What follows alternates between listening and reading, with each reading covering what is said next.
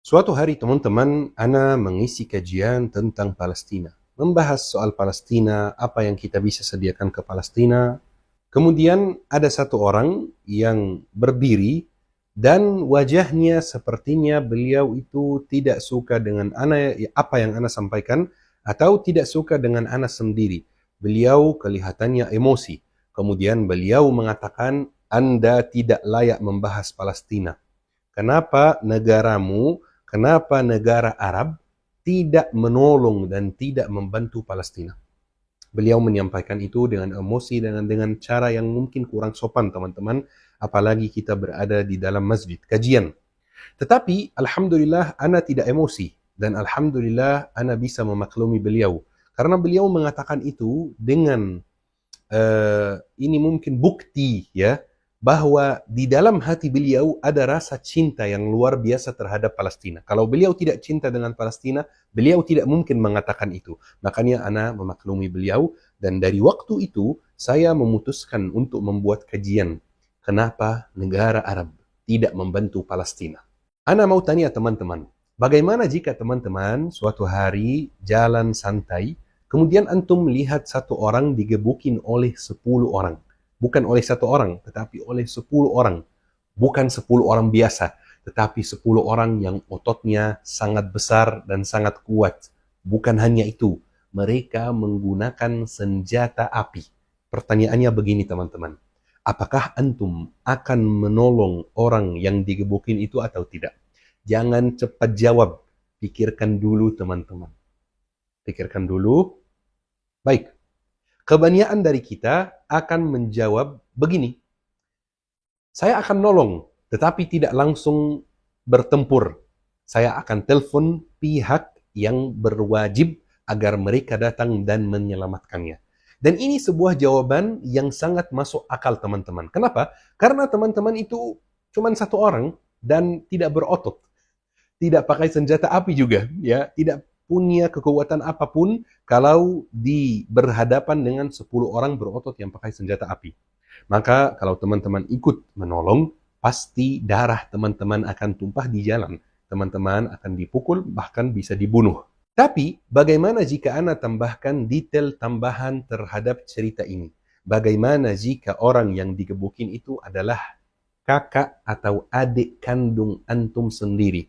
Atau ayah antum sendiri?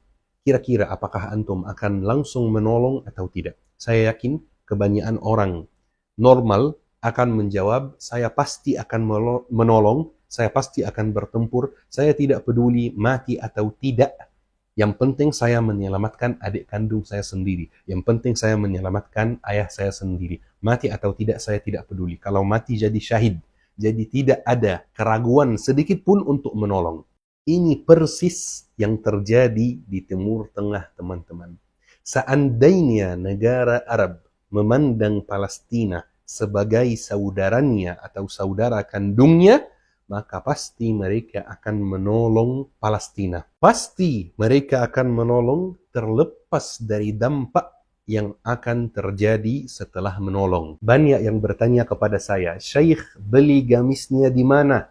Hari ini saya jawab pertanyaannya teman-teman. Saya bongkar rahasianya. Saya beli gamisnya di Al-Haramain.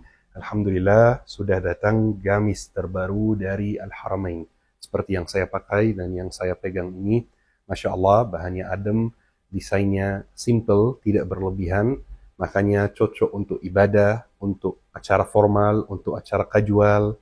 Saya biasanya pakai kalau ada kajian, ada safari dakwah, atau rekam kajian di YouTube seperti sekarang, ataupun ada acara formal keluarga. Alhamdulillah sekarang sudah tersedia di Shopee, di Lazada, di Tokopedia, dan di TikTok. Ini rahasianya teman-teman. Tetapi sayangnya teman-teman, Arab kembali lagi terjun ke dalam jahiliyah. Dan saudara di Palestina tidak dipandang lagi sebagai saudara kandung yang harus ditolong dan disupport, tetapi dipandang sebagai negara tetangga. Maka paling bagus atau paling hebat bantuan yang mereka bisa sediakan adalah telepon pihak yang berwajib. sesuai contoh yang Ana sampaikan tadi, atau kirim bantuan. Karena teman-teman, kalau kita membahas hal ini dengan jujur, dengan terbuka, sesuai fakta, banyak sekali orang yang berteriak, jangan menzalimi Arab. Arab adalah negara yang paling banyak memberi bantuan kepada Palestina. Dan jujur teman-teman, ini adalah narasi yang salah dan lucu di waktu yang sama. Karena sesuai data teman-teman, bukan negara Arab negara yang paling banyak memberi bantuan ke Palestina. Sesuai data, ini salah. Sesuai data, negara yang paling banyak memberi bantuan kepada Palestina adalah negara Muslim yang non-Arab. Seperti siapa? Seperti Indonesia, Malaysia, Brunei, dan lain-lain teman-teman. Tapi, kita anggap saja ini benar.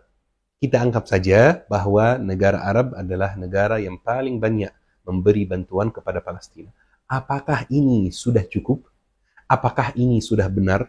Apakah ini sudah oke?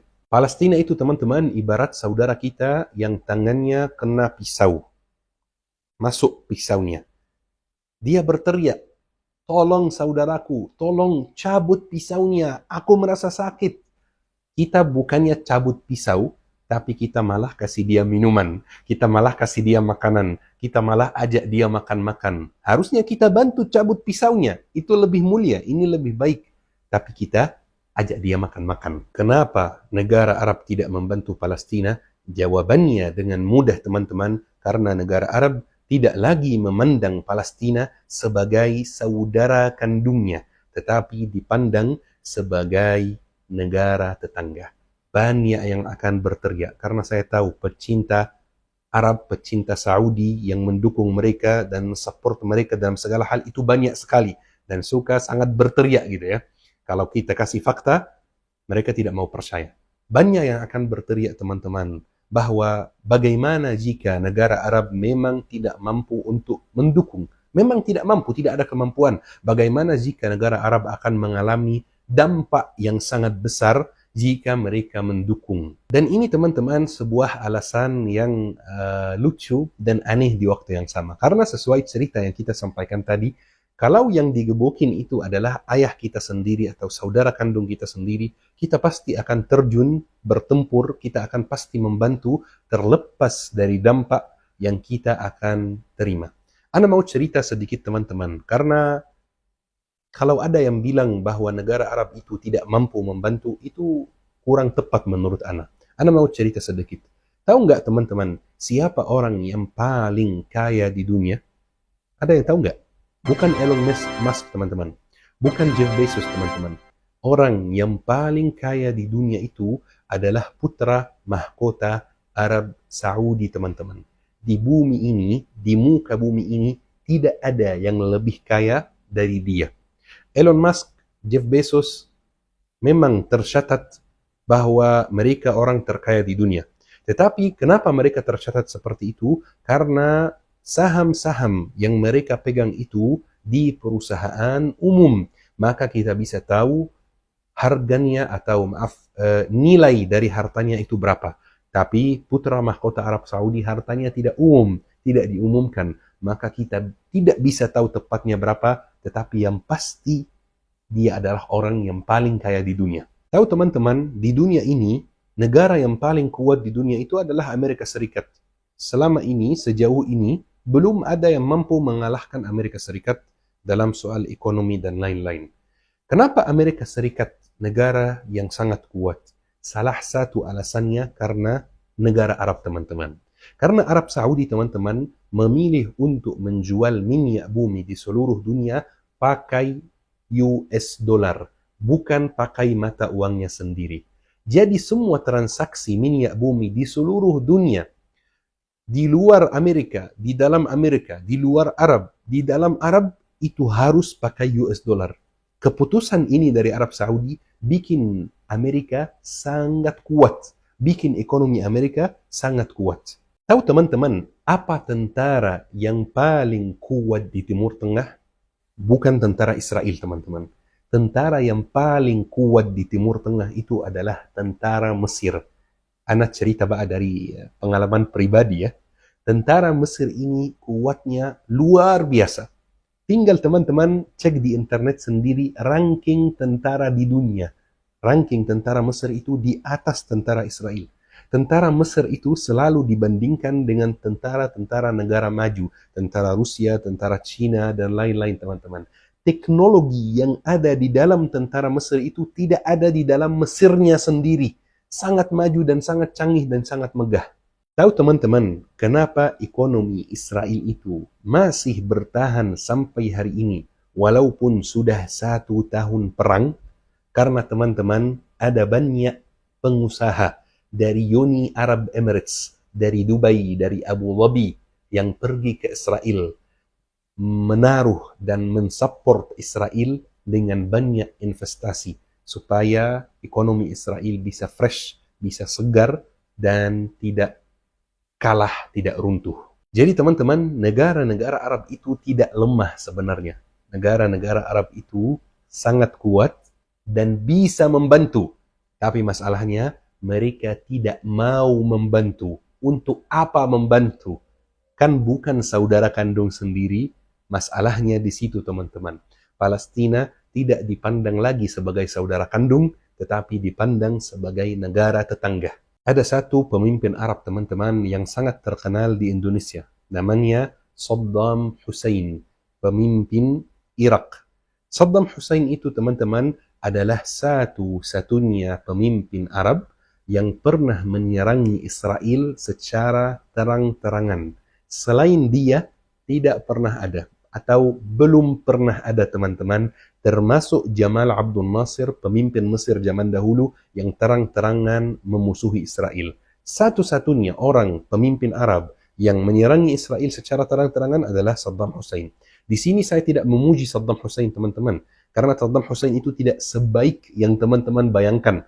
Banyak kekurangannya dan banyak masalah yang dia buat. Tetapi setidaknya dia bukan pengkhianat teman-teman. Beberapa tahun setelah dia menyerangi Israel, hanya dalam hitungan tahun saja, dia digantung, dia dibunuh oleh Amerika secara langsung teman-teman, diberi hukuman mati. Sama seperti satu lagi, teman-teman tahu siapa? Muammar al-Qaddafi. Dia juga tidak sebaik yang teman-teman bayangkan. Jangan percaya video-video TikTok, Hafiz Al-Quran, dan lain-lain. Itu tidak benar semua. Tetapi setidaknya mereka berdua ini bukan pengkhianat.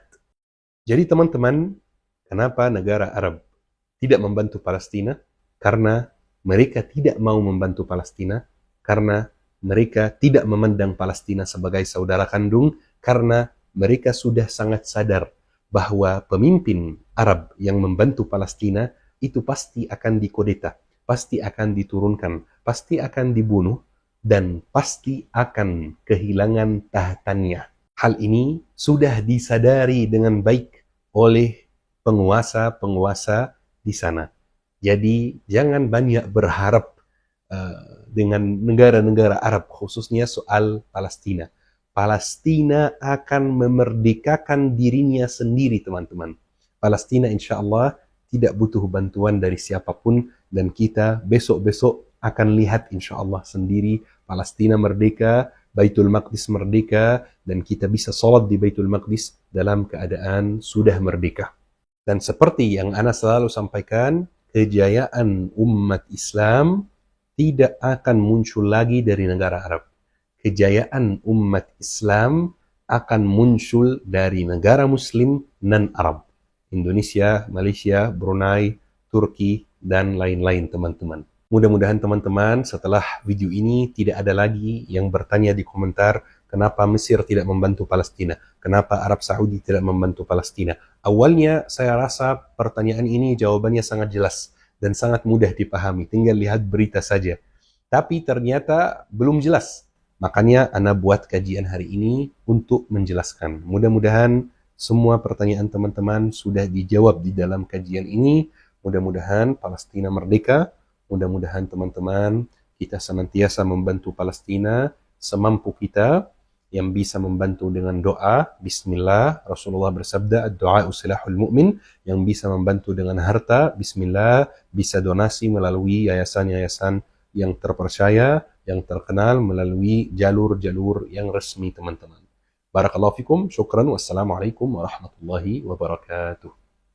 تعلمت عنك الكثير فأرجو استقام الخطى والمسير